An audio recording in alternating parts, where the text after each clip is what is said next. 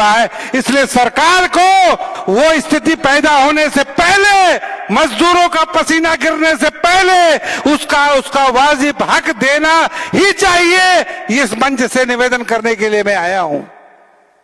मित्रों, 1991 में आज जो कष्ट आप देख रहे हैं, ऑर्गेनाइज सेक्टर का ये कष्ट 1991 में प्रारंभ हुआ। नई आर्थिक औद्योगिक नीति आई, नए प्रकार के दरवाजे खोले गए, WTO आया, टंकल आया, कैट आया, ठेकाकरण आया, विनिवेश आया, FDI आया, ये सब उसकी उपज है।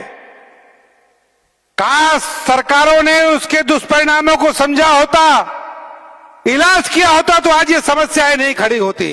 लेकिन सरकारों ने दुष्परिणाम को समझने की बजाय उसको लागू करने पर जोर दिया, और आज लागू करते करते पहले यूपीए की सरकार, और मन से बोलते हुए मुझे कष्ट हो रहा है कि एनडीए की सरकारों ने भी उसको समझने के बजाय बड़ी तेजी से उसको लागू किया, और परिणाम आज हमारे सामने है।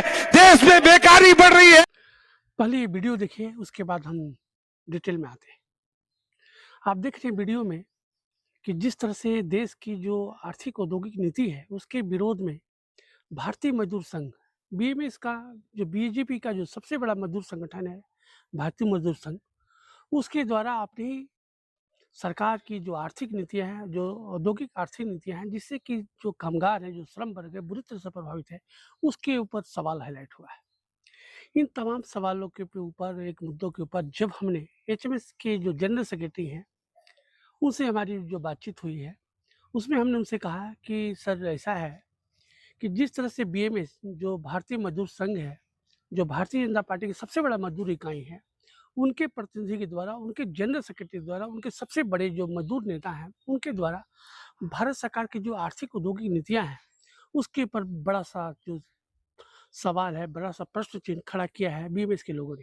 इन तमाम सवालों के बाद जो HMS के जो जनरल सेक्रेटरी हरभजन सिद्धू साहब, उनका भी विचार है। सुनते हैं सिद्धू साहब को। सुरेंद्र पांडे साहब के जो स्टेटमेंट आए हैं, जो जनरल सेक्रेटरी, जो महामंत्री हैं भारतीय मजदूर संघ के, क्या कुछ कहा है हरभजन सिद्धू साहब ने BMS के जो मजदूर हित पे जो सवाल हाईलाइट किया उसको लेके। धन्यवाद।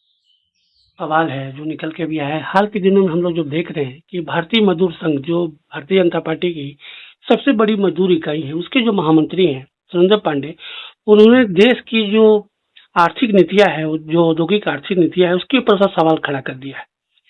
हम लोग लगातार देखते रहे, 110 सेंट्रल ट्रेड यूनियन के लोग लगातार भारत सरकार की जो श्रम विरोधी जो कानूनें आ रही हैं उसको लेकर लगातार सवाल खड़े करते रहे। अब BMS भी सर इस मुद्दा पे आपके साथ खड़ा है, क्या कहेंगे सर?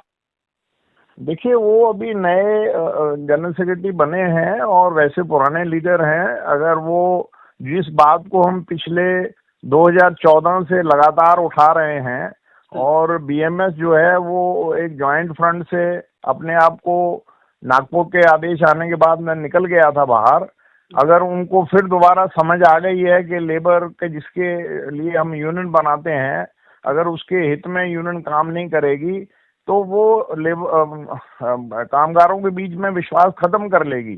और उन्होंने अभी क्योंकि वो कोले के ही तजर्बेकार नेता हैं, उनको महसूस हमारी बातों से पिछले 10 साल से वो हमारे बीच में नहीं है।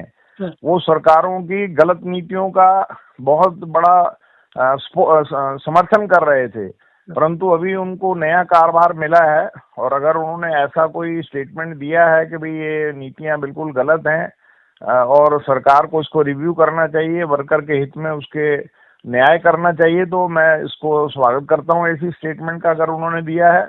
और हम तो उनको न्योता देते हैं कि आप देश के जितने भी कामगारों की यूनियनें हैं वो एक मंच पर आए, ताकि जो श्रम की हिस्सा है वो ईमानदारी से और देश के हित में मजदूर को मिले। शुक्रिया सर, थैंक यू। जी।